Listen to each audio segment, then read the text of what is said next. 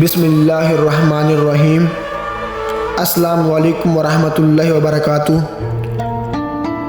دوستو، ایک مرتبہ حضرت موسیٰ علیہ السلام سے ایک آدمی نے درخواست کی کہ اسے جانوروں کی زبان سکھا دے تاکہ وہ ان کی باہمی گفتگو سمجھ سکے۔ حضرت موسیٰ علیہ السلام نے فرمایا، اس بات کو چھوڑ دے کیونکہ اس میں کئی خطرات پوشیدہ ہوتے ہیں، اور جس بات سے منع کیا جائے اس کی طرف رغبت اور زیادہ بڑھتی ہے۔ تو وہ شخص عرض کرنے لگا، سرکار آپ اللہ تعالیٰ کے نائب ہیں، میری استدعا قبول فرمائیں۔ حضرت موسیٰ علیہ السلام نے فرمایا، یہ نہ ہو کہ کل تو پچھتائے، کیونکہ تو یہ نہیں جانتا کہ تیرے لیے کون سی چیز بہتر ہے اور کون سی چیز نقصان دہ ہے۔ بارگاہ الہی سے حکم ہوا، اے موسیٰ علیہ السلام اس کی تمنا پوری کر دیں۔ اس شخص نے کہا، اچھا سارے جانوروں کی زبان نہ صحیح، صرف میرے گھریلو پالتو جانور کتے اور مرغ کی زبان سکھا دے۔ حضرت موسیٰ علیہ السلام نے فرمایا، جا آج سے ان دونوں جانوروں کی بولی پر تجھ کو قدرت حاصل ہوگی۔ وہ شخص یہ سن کر خوش اپنے گھر چلا گیا۔ صبح ہوئی تو خادمہ نے دسترخوان جھاڑا، اس میں سے رات کا بچا ہوا روٹی کا ٹکڑا زمین پر گرا۔ مرغ وہ ٹکڑا اٹھا کر لے گیا۔ کتے نے کہا، دوست تو دانا کھا کر بھی اپنا پیٹ بھر لے گا، اگر روٹی کا ٹکڑا مجھے دے دے تو میرا گزارا چل جائے گا۔ مرغ نے کہا، صبر کر، خدا تجھے بھی دے گا، کل ہمارے مالک کا گھوڑا مر جائے گا تو پیٹ بھر کر کھا لیو۔ وہ شخص ان دونوں کی گفتگو سن رہا تھا۔ وہ فوراً اٹھا، اس نے گھوڑا کھولا اور جا کر منڈی بیچ آیا اور نقصان سے اپنے آپ کو بچا لیا۔ دوسرے دن بھی روٹی کا ٹکڑا مرغ نے لے لیا۔ کتے نے غصے میں آ کر مرغ سے کہا، اے فریبی، یہ دروغ گوئی کب تک چلے گی؟ تو جھوٹا ہے، ارے اندھے نجومی، تو سچائی سے محروم ہے۔ مرغ نے جواب دیا، وہ گھوڑا دوسری جگہ پر جا کر مر گیا ہے، مالک نے نقصان سے بچنے کے لیے گھوڑا بیچ دیا۔ فکر نہ کر، کل اس کا اونٹ مر جائے گا اور تو خوب پیٹ بھر کر کھانا۔ یہ سن کر مالک اٹھا اور اونٹ بھی بیچ آیا۔ اس طرح اس نے اس کے مرنے کے غم اور نقصان سے اپنی جان بچا لی۔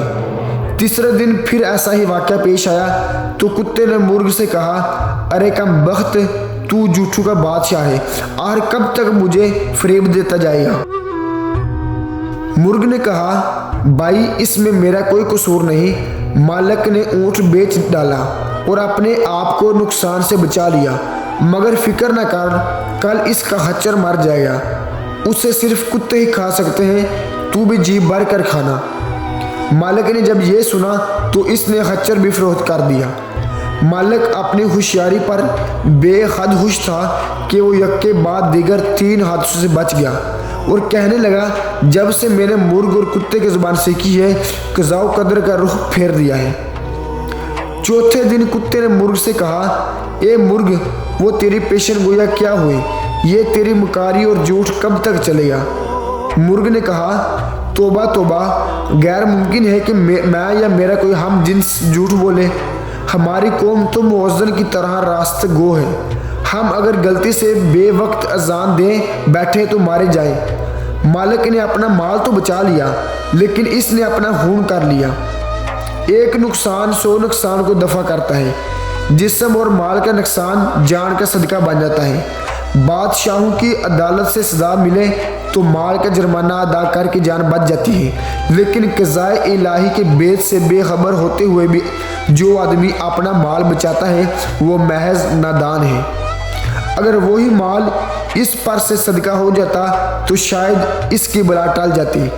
اب کل یقیناً مالک خود مر جائے گا، اس کے وارث اس کی وفات پر گائے ذبح کریں گے، بس پھر تمہارے وارے نیارے ہیں، جتنا چاہو کھا لو۔ گھوڑے، اونٹ اور خچر کی موت اس نادان کی جان کا صدقہ تھا۔ وہ مال کے نقصان سے تو بچ گیا، لیکن اپنی جان گوا بیٹھا۔ مالک مرغ کی باتیں غور سے سن رہا تھا۔ جب اس نے اپنی موت کی پیشن گوئی سنی تو خوف کے مارے تھر تھر کانپنے لگا۔ گرتا پڑتا حضرت موسیٰ علیہ السلام کی بارگاہ میں حاضر ہوا اور روتے ہوئے عرض کیا، اے خدا کے پیغمبر، میری دستگیری فرمائیے۔ حضرت موسیٰ علیہ السلام نے سن کر فرمایا کہ میں نے تجھے کہا تھا کہ اس چکر میں مت پڑو، اس کو چھوڑ دو، کیونکہ اس میں کئی خطرات پوشیدہ ہوتے ہیں، مگر تو نہ مانا۔ اے عزیز، اب تیر کمان سے نکل چکا ہے، اس کا لوٹ کر آنا فطرت کے خلاف ہے۔ اب میں تیرے لیے سلامتی اور ایمان کی دعا کر سکتا ہوں۔ یہ سن کر اس نوجوان کی طبیعت دفتر بگڑ گئی اور وہ کرنے لگا۔ یہ اس کی موت کی علامت تھی۔